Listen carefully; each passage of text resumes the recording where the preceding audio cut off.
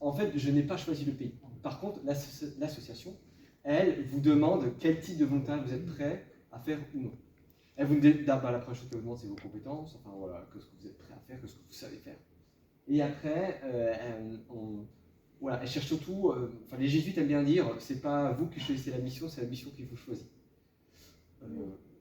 Toute proportion gardée, évidemment. Mais voilà, ils vous demandent s'il y a des continents dans lesquels vous êtes prêt à aller, et surtout certains dans lesquels vous n'êtes pas prêt à aller. Si vous êtes plutôt grande ville ou campagne, ou si être dans une campagne reculée, ça vous rebute complètement ou pas, voilà. Donc ils s'assurent de ça, parce qu'ils ne veulent pas envoyer des gens, et au bout d'un ou deux mois, les gens dépriment, il faut les rapatrier, c'est une catastrophe humaine et financière aussi pour eux. Donc ils planent un peu la chose avant, ils s'assurent quand même que la personne elle est envoyée au bon endroit, quoi. Et puis aussi, évidemment, ce qui est intense, c'est la rencontre avec les personnes là-bas. Des personnes de conditions de vie différentes, le rapport humain. Au final, c'est ce qu'on garde, c'est ça, c'est l'humain. Donc j'étais avec des enfants, des ados et des adultes, c'est ce que j'ai mis au début. Et alors je précise, j'étais dans un établissement scolaire géré donc par les jésuites qui étaient privés. Là-bas, le pays est laïque. En fait, il s'est inspiré du modèle français. Par contre, c'est une laïcité parfois plus stricte. C'est-à-dire les établissements scolaires privés n'ont aucun fonds de l'État. Donc ce sont les parents en fait, qui payent tout. Donc ce sont des familles aisées qui sont là. Donc j'ai travaillé beaucoup avec des enfants et des ados de familles aisées. Par contre, une grande partie de mon temps, j'intervenais au titre de la paroisse dans des quartiers populaires, pour le coup très très pauvres. Et donc en fait, dans la même journée, j'ai travaillé avec les enfants d'établissements scolaires qui étaient plutôt de bonnes familles.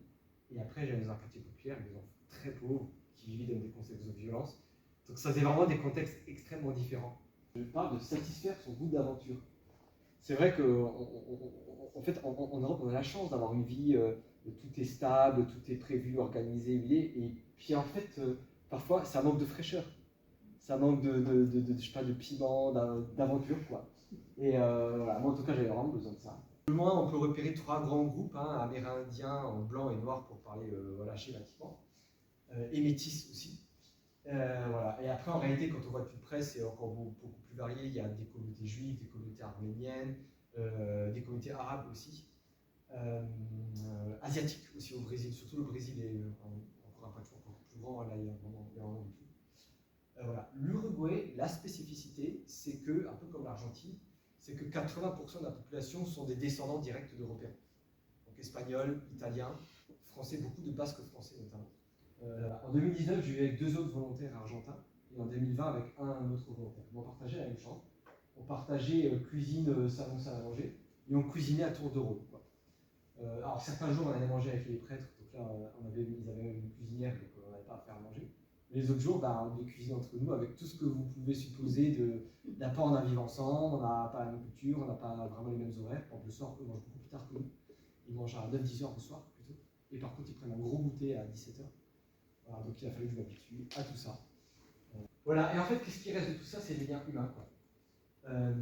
Alors, parmi aussi les petites spécificités, donc là, c'est le groupe de bénévoles des jeunes avec qui j'intervenais dans le quartier Saint-Gervais avec les enfants.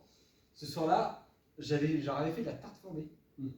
Voilà, on faisait le bilan de l'année. Je me suis dit, on va manger un truc sympa, on a pensé à des pizzas et tout. Je réfléchis, mais on va faire plus sympa que la pizza. J'ai regardé sur internet comment on fait la tarte flambée et on va faire ça. Et ils ont adoré. Et là, pour moi, c'était énorme, c'était joyeux, quoi. Je retrouve ma culture. Voilà. À la fin, c'est l'expérience interculturelle, c'est donnant-donnant en fait.